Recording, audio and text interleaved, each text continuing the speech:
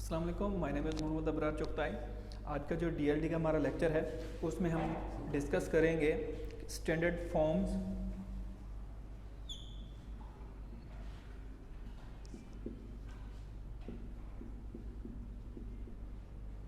ठीक है, या फिर हम इसको एक और नाम भी दे सकते हैं। वो क्या है?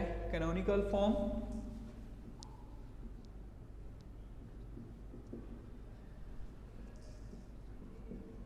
ठीक है, अभी स्टैंडर्ड फॉर्म या कैनोनिकल फॉर्म क्या चीज़ है? असल में बूलियन फंक्शन को हम डिफरेंट वेज में एक्सप्रेस करते हैं। ठीक है, बूलियन फंक्शन में हमारे पास क्या होते हैं? हमारे पास डिफरेंट टर्म्स होती हैं। ठीक है, उसमें क्या हमारे पास प्रोडक्ट्स भी होते हैं। ठीक है, प्रोडक्ट टर्म्स भी होती हैं हमारे पास, और सम टर्म्स भी होती हैं। प्रोडक्ट टर्म्स और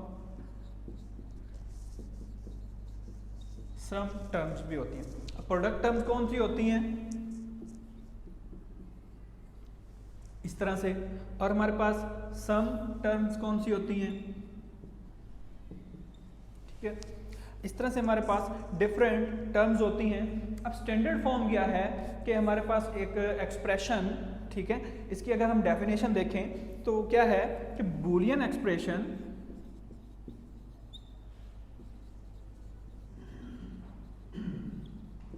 in which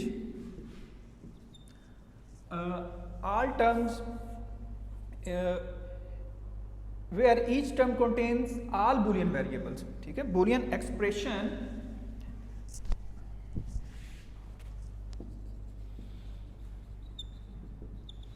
where each term contains all variables. ठीक है, ये हमारे पास क्या है? पूरी एक टर्म है और ये इसके अंदर डिफरेंट वेरिएबल्स हैं। अब बूलियन एक्सप्रेशन कौन सा हमारा स्टैंडर्ड फॉर्म में कब होगा? जब उसके अंदर हर टर्म के अंदर सारे वेरिएबल्स मौजूद होंगे। फॉर एग्जांपल हमारे पास कोई एक्सप्रेशन है ABC प्लस BC, सपोज इस तरह से है। ठीक है, तो ये क्या है? ये हमारे पास स्टैंडर्ड फॉर्म में नहीं है, क्योंकि हमारी डेफिनेशन क्या कहती है? Where each term contain all variables. अब इसमें क्या है? A, B और C है। इसमें क्या है? सिर्फ B और C है। इसके अलावा हमारे पास कोई और एक्सप्रेशन है ABC plus A B complemented C। ठीक है, इसको हम फर्दर डेफिनेशन को अगर एक्सप्लेन करें तो इसमें क्या लिख सकते हैं? इन आइदर ट्रू और complemented form all variables in either true mean इस तरह से, और कम्प्लीमेंटेड। ठीक है, कि क्या होने चाहिए?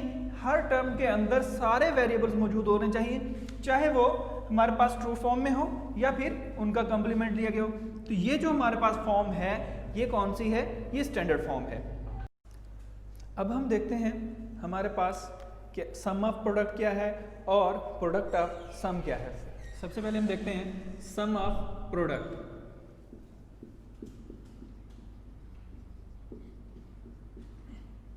ठीक है, तो इसके नाम से ही हमें पता चल रहा है कि कोई हमारे पास प्रोडक्ट टर्म्स हैं, हम उनको क्या कर रहे हैं? सम ले रहे हैं उनका। ठीक है, तो इसके जो डेफिनेशन है उसको हम इस तरह से भी लिख सकते हैं कि it consist of two or more AND terms that are ORed together.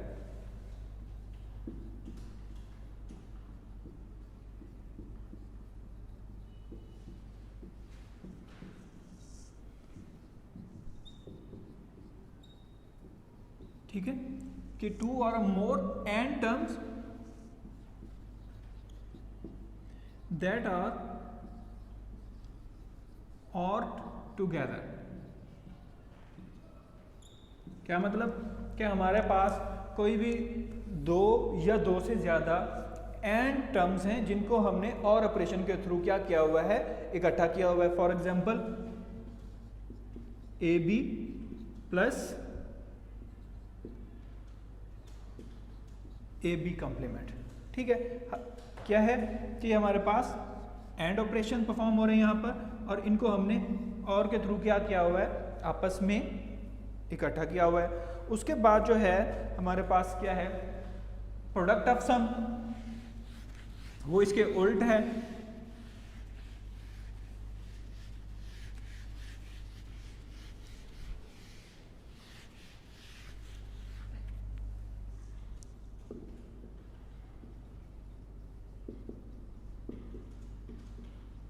ठीक है, अब इसमें क्या है कि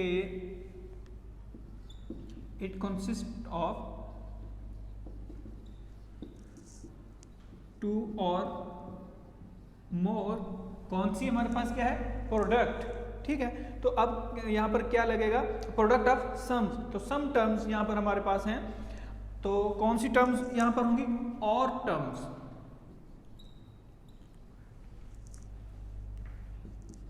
दैट आर, अब इनको किसके थ्रू किया हुआ है हमने, एंड। ठीक है, दैट आर एंड टुगेदर।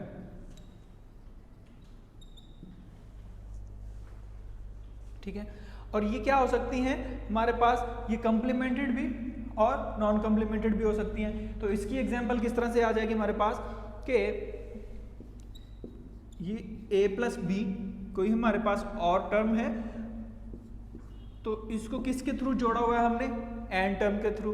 ठीक है, एंड ऑपरेटर के थ्रू, और वो क्या है, a बार प्लस बी। ठीक है, चाहे वो कॉम्प्लीमेंटेड हो या हमारे पास नॉन कॉम्प्लीमेंटेड हो। तो ये क्या था, प्रोडक्ट ऑफ सम। उसके बाद हम देखते हैं कि इनके अंदर हमारे पास मेन टर्म्स और मैक्स टर्म्स क्या होती हैं, और मेन टर्म्स किस में आती है और मैक्स टर्म किस में आती है।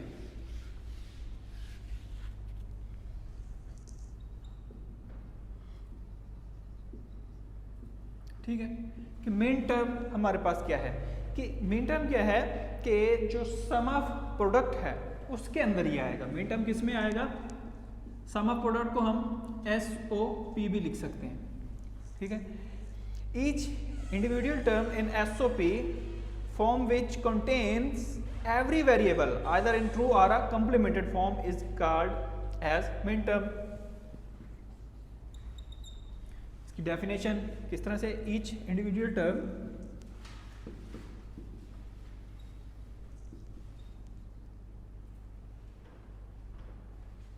ठीक है, टर्म आपको पता है टर्म क्या है, A B C या A plus B plus C, ये पूरी क्या होती है हमारे पास, टर्म होती है।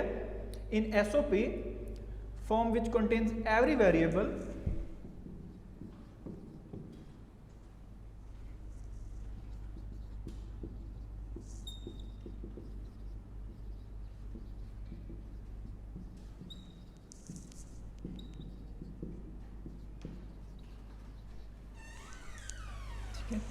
every variable in a true or complemented form।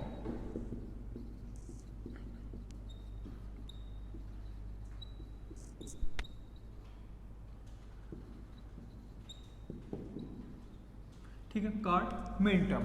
कैसे, अगर हम इसके एग्जांपल देखें तो हमारे पास सपोज कोई भी एक फंक्शन है, क्या है,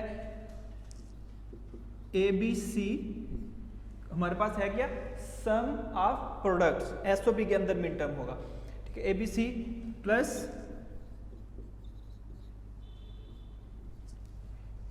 AB bar C plus AB plus A bar B bar C। ठीक है, ये हमारे पास कोई एक एक्सप्रेशन दिया हुआ है। अब हमने इसमें से देखना है कि हमारे पास मेन टर्म्स कौन कौन सी हो सकती हैं। ठीक है, तो हमने पहले देखा कि ये होगी क्या, स्टैंडर्ड फॉर्म में। ठीक है, तो स्टैंडर्ड फॉर्म में हमारे पास कौन कौन सी आ रही हैं, ABC। ठीक है, ये मेन टर्म हो सकती है। ठीक है, या फिर B बार C। ठीक है, ये मेन टर्म हो सकती है, या फिर और हमारे पास कौन सी है, A bar B bar C। ये हमारे पास इस एक्सप्रेशन में क्या है, मेन टर्म्स हैं। ठीक है, अब हम देखते हैं कि मैक्स टर्म क्या है। जो मिन टर्म में आपने ये याद रखना कि किस में होगी, एसओपी में, ठीक है, सम ऑफ प्रोडक्ट के अंदर, या फिर इसको हम इस तरह से भी कह सकते हैं प्रोडक्ट टर्म, ठीक है, विच कंटेन ऑल वेरिएबल्स, ठीक है, इसको हम इस तरह से भी लिख सकते हैं product term which contain all variables, ठीक है, तो इस तरह से भी इसको याद रखा जा सकता है। प्रोडक्ट है और सारे वेरिएबल उसके अंदर होने चाहिए, ये नहीं है कि ए बी, नो, अगर ए बी सी हैं तो हर वो टर्म इसके अंदर आएगी जिसमें ए बी और सी तीनों चीजें होंगी। अब हम देखते हैं कि मैक्स टर्म क्या है।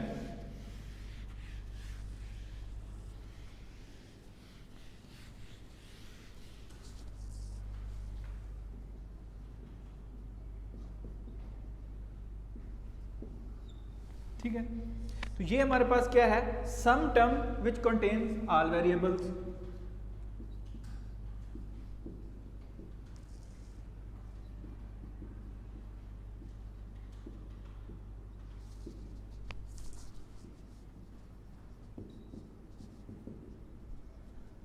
ठीक है, कि किसमें आ रही है ये, सम ऑफ प्रोडक्ट्स के अंदर, ठीक है। मैक्स टर्म किस में आएगी, प्रोडक्ट ऑफ सम के अंदर, तो मिन टर्म किस में आएगी, सम ऑफ प्रोडक्ट के अंदर, ठीक है। तो इसको आप लिख सकते हैं प्रोडक्ट ऑफ सम के अंदर ये मिलेगी आपको, क्योंकि ये कौन सी है हमारे पास, सम टर्म है। अब इसकी अगर एग्जांपल लेते हैं, ठीक है, तो वो क्या हो सकती है, कोई हमारे पास एक्सप्रेशन है उसी तरह जैसे पहले था कि a प्लस बी प्लस सी, ठीक है, और उसके बाद है ए बी बार सी, ठीक है, किसमें, प्रोडक्ट ऑफ सम्स के अंदर। फिर है हमारे पास a प्लस बी और लास्ट में a plus B plus C बार, ये कर लेते हैं। तो अब इसमें से, इस एक्सप्रेशन में से हमारे पास कौन कौन सी मैक्स टर्म हो सकती हैं, ठीक है, कौन सी हैं, some terms which contain all variables, ठीक है। तो ऐसी कौन कौन सी सम टर्म्स हैं जिसके अंदर सारे वेरिएबल्स मौजूद हैं। हमारे वेरिएबल कौन से हैं, ए बी सी, तो ये है, ये है और ये है, ये नहीं है क्योंकि इसमें जस्ट ए बी है, सी नहीं है। तो मैक्स टर्म में हमारे पास आ रही है a plus B plus C, A plus B bar plus C और a plus B plus C bar, ठीक है। तो ये हमारे पास कुछ बेसिक कंसेप्ट थे। अब हम ये देखते हैं कि मिन टर्म को हम किस तरह से फाइंड कर सकते हैं। हमारे पास कोई एक्सप्रेशन दिया हुआ है, ठीक है, उसमें से हमने मिन टर्म और मैक्स टर्म किस तरह से फाइंड करनी है। एक्सप्रेशन सबसे पहले हम देख लेते हैं कि मिन टर्म को किस तरह से फाइंड करते हैं।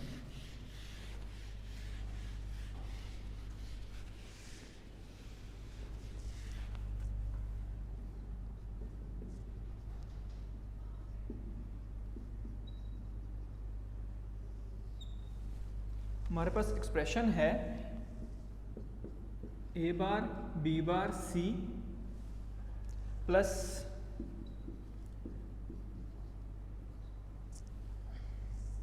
ए बार बी बार सी, तीनों पे है, ठीक है। उसके बाद प्लस ए बार बी सी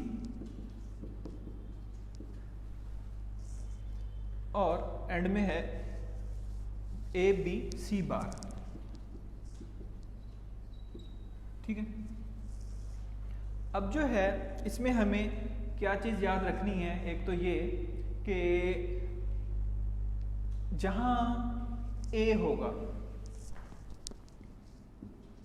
ये किसके इक्वल होगा, 1 के, और जो ए बार होगा ये किस चीज़ के इक्वल होगा, 0 के, ठीक है। इसको मैं यहाँ लिख देता हूँ, a इज इक्वल टू 1 और a कंप्लीमेंट जहाँ पर होगा वो किसके इक्वल होगा, 0 के इक्वल होगा। ठीक है, तो इस चीज़ को देखते हुए अगर हम इसको बनाएं तो क्या होगा, कंप्लीमेंटेड जहां जहां है 0,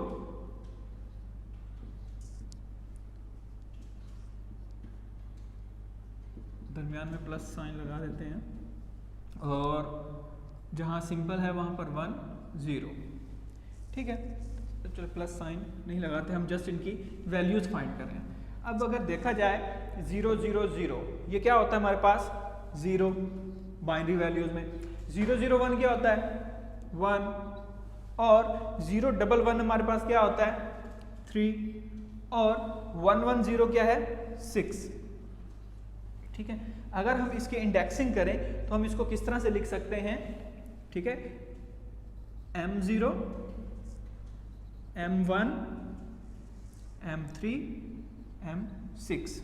ठीक है, और इसको हम और किस तरीके से डिस्प्ले कर सकते हैं, डिनोट कर सकते हैं कि समेशन M, इसके अंदर क्या आ जाएगा 0 1 3 और 6। इसका टेबल भी बनता है, वो भी आप लोगों ने देखना है बुक में से कि इसका अगर हम टेबल बनाते हैं किस तरह से है, या हम फर्दर जो नेक्स्ट लेक्चर्स होंगे उनके अंदर डिस्कस कर लेंगे। तो मिन टर्म को इस तरह से हम फाइंड करेंगे, और मैक्स टर्म, ठीक है, मैक्स टर्म किस तरह से फाइंड करते हैं,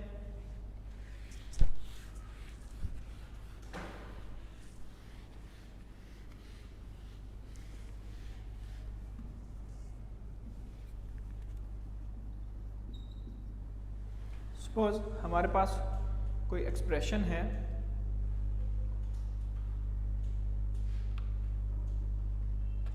अच्छा मैक्स टर्म के लिए एक तो चीज ये याद रखनी है कि जहां A है वहां 0 आ जाएगा, अब उल्ट हो जाएगा, और जहां A कम्प्लीमेंट है वहां 1 हो जाएगा। तो एक्सप्रेशन हमारे पास क्या है A plus B plus C, ठीक है, C बार, और मैक्स टर्म किस में यूज हो रहा था, ठीक है, उसी तरह से हम इस एक्सप्रेशन को देखेंगे, A plus B bar plus C बार, फिर हमारे पास है A bar B bar C। ठीक है, तो उसी तरह से हम इसको सिंपलीफाई करते हैं कि जहां पर सिंपल A है वहां पर क्या आ जाएगा 0 0 1 और 0 1 1 1 1 0।